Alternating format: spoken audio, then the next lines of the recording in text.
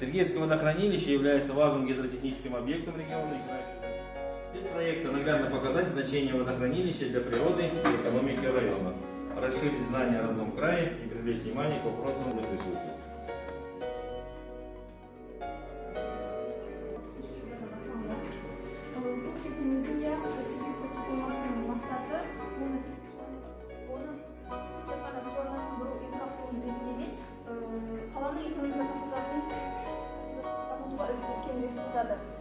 Көріп отқаныңыздай, бізде онда графиктік нысанда жасанды интеллекттің көмегімен басқаратын жүйе.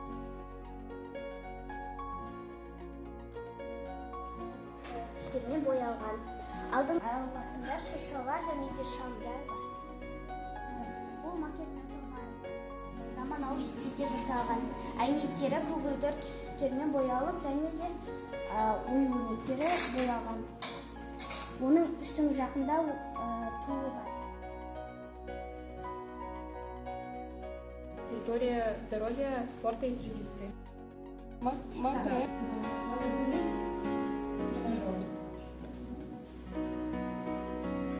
Также установить детскую площадку, установить урны для раздельного мусора, информационные стенды и свой вклад в этом парке.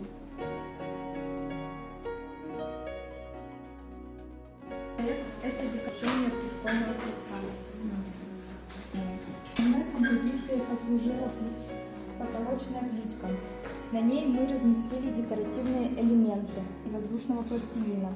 Мы старались продумать расположение всех деталей, чтобы работа выглядела гармонично. После изготовления деталей мы раскрасили их красками, чтобы сделать композицию яркой.